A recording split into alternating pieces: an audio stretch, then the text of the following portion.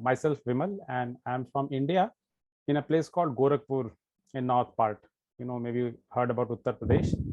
So I belong from a small city, Gorakhpur, and I'm having 7 years of experience as an assistant professor and 1 year of industry. So altogether, you can say I have 8 years of experience, and I have 2 masters luckily, and this is my second PhD. First, I quit at the end because I was doing my PhD, and it takes 6 months to finish my first PhD. Then I met my professor in the same university where I used to work.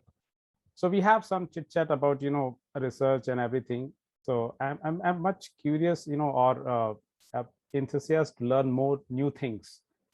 So I quite inspired, like the things he have, the facilities that he have, because the place from where I'm pursuing my first PhD, we are lacking of this experimental works, which really I don't want. I want my PhD to be well recognized and a good work. So that's why I quit my PhD and I joined here. So my professor is Professor Serming Tan. If you Google him, you'll find out easily. And I'm pursuing my PhD from Chang'an University. And truly speaking, that is the first time I heard about this Taiwan universities, or I just know the Taiwan from the small transistors. They are in India, we are used to play in early 90s or 80s. So from there, I know, okay, Taiwan is manufacturing these electronic goods. That's it. So I also, when I just met my professor, he is of a good rank professor. So without thinking anything, I just applied here, and luckily, based on my experience and my professor's recommendation, I got admission here. And good thing about CGU is here the dormitory is free for the international students. You need not to pay. So for the 4 years, this dormitory is free. And in meantime, if you finish your PhD, so it's good. You need not to pay anything. And for the scholarship also, if you right now the policies were changed, you can check on the CGU's website. But when I joined, it's a fee waiver for me. For the first year, it's a fee waiver, and then after first year, based on your performance, they will select the students if you're performing good. So you need not to pay. So my PhD is totally free. I haven't paid a single penny, and I haven't spent any single penny on living. So my dormitory is also free. So it's a kind of very good thing for me. Yeah, did you get the stipend from Professor Tan? Yeah, so the only thing, like I was coming to that one. Earlier CGU is providing a stipend, but when I joined at that time, stipend was closed.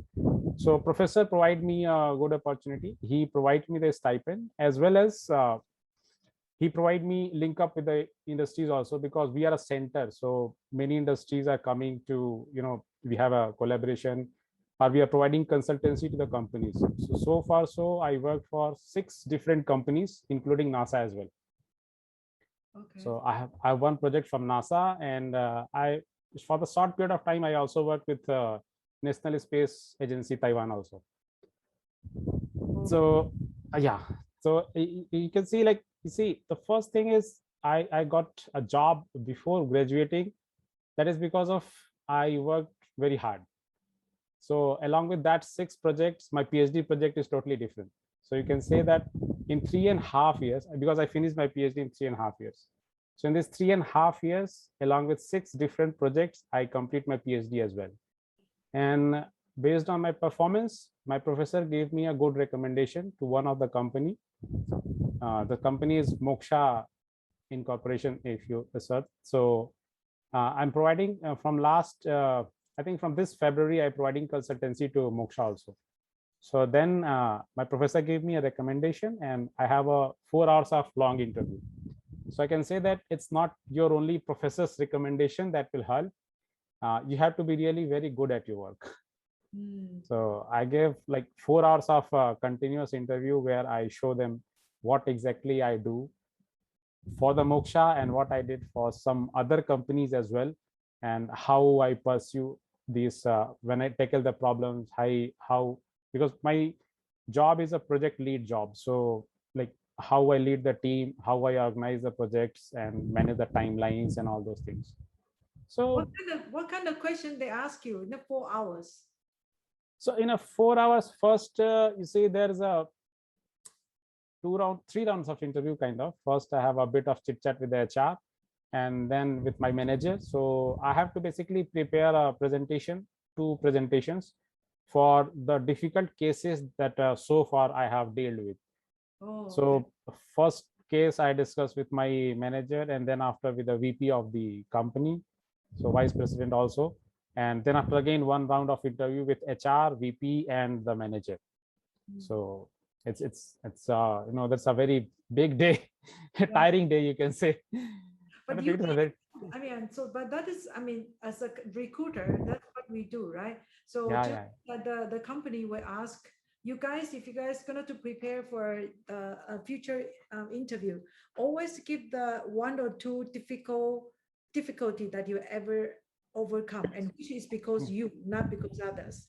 Actually, yeah, that yeah. show really the good character and the potential that the people can show, because within the interview, difficult to see it. And I think you done the presentation. They told you, or you are prepared that by yourself? No, no, the HR gave me the whole thing, like my interview schedule, that it starts from this to this and this part of this one, and you need to prepare 2 or 3 presentations. So I'll prepare it accordingly. But it's, see, I have a long career also, so I can say that whenever you go for a presentation, at least you have for an interview, at least you should have your own presentation, whether they say it or not say it. It depends. If they ask you, you should have these things so that you can present and easily show the things. So it has actually, you know, it creates a good impression. They only not check your technical skill, they also know how well you are in presenting the things. Because sometimes you need to do, so let's say you have some problem or a case, and then you want to discuss that same thing with your team. Like I was working in R&D, so in that R&D when I was in India, so every week we have a discussion, so where we need to present our work, what we did so far, what challenges we are facing. So unless and until you are able to express yourself very well, what is the current situation where you got stuck, so you can't get help. So this thing is quite good. You need to have prepared for this thing also. Yeah, and actually for you guys, I mean, one thing I want you to know is that VIMAL is from CTU, which is a private university. Private university, Yeah, yeah. so most of you guys think, oh, I want to go to the national university, which is not true. I can give more than 50 of the Indian students. They graduate from the very good national university, but they are not able to get the job after they graduate, right? They only get the before they graduate. There are not many of them like VIMAL, right? So it's not about school; it's about professor. Sometime, okay. If Yeah, you it's I want to add this, not only professor, it's up to you also. Your professor will recommend only when you perform very well. When you yes, outperform, then only he can, yes, because his name is also associated with you. yes, If you yes, don't do well, so next time he also won't get connected with those companies. yes, yes, yes, Yeah, yes. Just make sure you guys know that. And then when you go to Taiwan, make sure that all of you guys that, right, yeah, do try your best to help professor and enhance your own capability, and then the yeah, professor is to see your potential. That is the only yeah. way, and that is a faster way to get a job actually. Right, Okay, right. let me ask you a question. Are you happy with Yeah, the salary? yeah. I'm happy with the salary. Yeah, but Yeah, I think should not be bad. I mean, very good, and especially for this reliability, yeah, and I mean engineering. I can tell you they have the better salary than average of yeah. the people, and it reliability would be one of the um, In US, it is the, you know, top 10 highest paid jobs, mm, but it's extremely difficult as well. You need to know many subjects, not only one. yeah, yeah. like I have 2 bachelors as well and 2 masters, so I know science and engineering both. So I think somehow it's helped me a lot in this in Okay. journey. So are you Yeah. gonna to get your wife to study reliability too? Because she have master No, degree, right? she is from art side, so it's hard Okay. for her to include in that. Good, good. Thank you.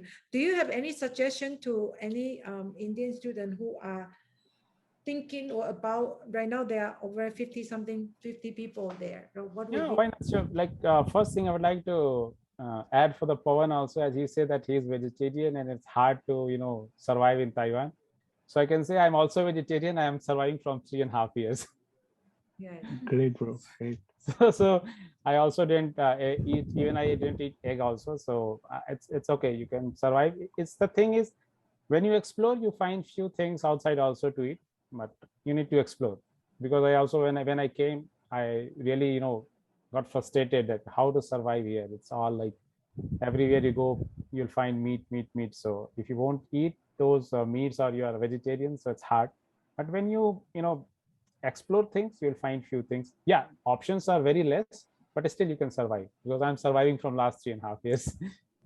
When you go outside, everything is not as per your requirements or just as per your needs. You need to make a balance with the things.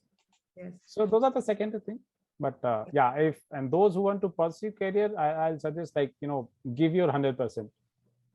It doesn't matter like you're from national university or from you're from private university. If you do very well in your job, definitely people will recognize you, and that's a good in Taiwan. Yeah, I know there's few things like it's hard to get into Taiwan that I can say in a companies because companies are looking for people who are speaking Mandarin, and I can understand their point as well because see if you are the one foreigner in the company and then for you they have to do a lot of things, convert the things in Chinese English, and for them it's a bit difficult thing. But yeah, if you have a skill, because I got an offer from another company as well. So that company is also the HR told me that they are hiring the first foreigner, and that too is Indian who don't know how to speak Chinese Mandarin. So if you are skilled, people will definitely recognize you. But yeah, if you learn the Mandarin, it's a good.